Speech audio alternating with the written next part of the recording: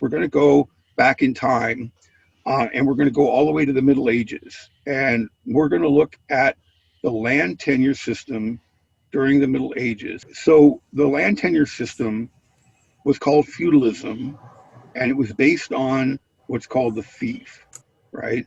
The fief was an area of land. Now, if we think about in a kingdom, the king owned all the land, all right?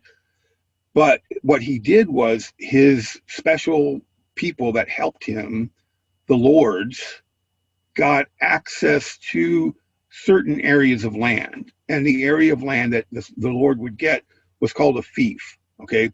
Now, there, as far as I know, there was never a square fief anywhere in Europe. This is just a kind of a depiction of the fief, right? And what we'll see then in the fief is the social order of the Middle Ages, right?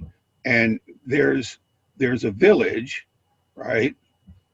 And then there's an area of land called the fields of the Lord, and that's where the Lord lives in his manor, right?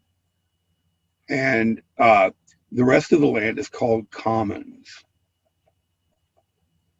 Okay. Should we be taking And notes you on guys this? maybe heard of the commons, Boston Common, for example, right? Okay, so now the Professor way Cox? it works is that the Lord has access to the produce of the land.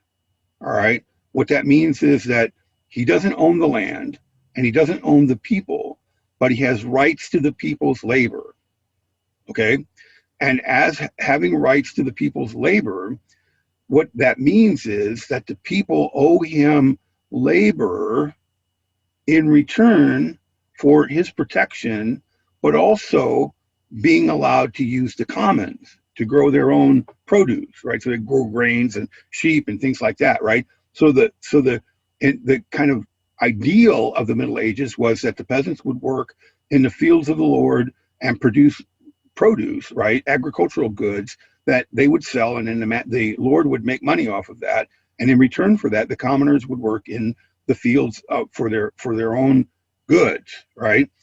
Later, what happens is that the lords will figure out they can't make very much money by selling vegetables, so they basically allow the peasants to get money however they want, and then the peasants, instead of paying labor, they pay rent, right, in cash. So that's why you pay rent to the landlord. Okay, you guys are with me? Okay, all right. So now this is it's an agrarian system, right? And the basis of wealth here is in the land. Okay, and because the land is controlled by the Lord, then that means that the Lord controls essentially all the wealth, or the other way around. Okay, you guys got this? Questions? Should All we right. So be now, taking notes on this? even though this isn't, I'm sorry, I can't hear. Can you say it again? Should we be taking notes on this? Yes, absolutely. Let me go ahead and move on then. And I'm going to say this is an agrarian system, and even though it's an agrarian system, and that most of the produce is agricultural, like sheep, stuff like that, right? And also, excuse me, this system is um, basically is what they would call a subsistence system. And the reason why it's a subsistence system is because people make just enough for everybody to live, right?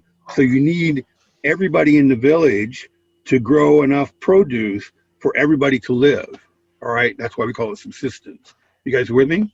Everybody's needed. All right. Okay. Now, even though it's an agrarian system, they still have industry. Okay. The industry, they have to make things, right? Some things that they need to make, like cannons and stuff like that, have to be made up in the hills because that's where the water power is, right? But stuff that you need for the home, like, horseshoes and pots and pans and hats and shoes and things like that, are made in the village in a cottage. So what that means is that the peasant will have a cottage, And in the cottage, he will have a sorry, in the cottage he will have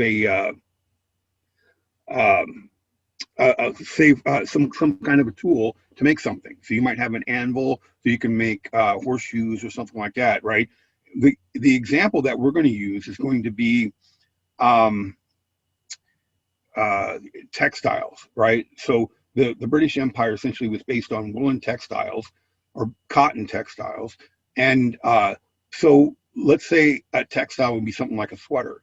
And if you needed a sweater made, you would go to the person who in the village who made sweaters, and that person would have a loom.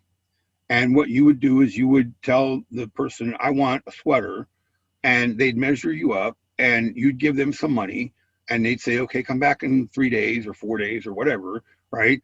And when you come back, then I'll give you your sweater, right? And then the person in the cottage would use the loom to create the sweater, and then when the person came back to get their sweater, they would just get a perfect sweater because it fits them perfectly because it was made just for them. You guys get what I'm saying? Okay, so that's what we call a cottage industry. Why do we call it cottage industry? Because it happens in the cottage, right? And in the cottage industry, we make a small quantity of high quality goods at a reasonable price. Small quantity because you can only make one thing at a time. One person, one loom makes one thing, right? High quality because it's made just for you, and reasonable price because if it wasn't reasonable, you couldn't afford it, right? So basically, the industrial output was a small quantity of high quality goods at a reasonable price. Okay, now one thing that we want to notice is that if I'm the peasant that owns the loom that creates the sweater, okay, what do I get in return for making that sweater? Money. Money.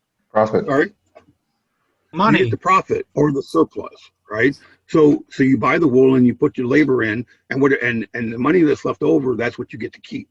And why do you get to keep it? Because you own the loom.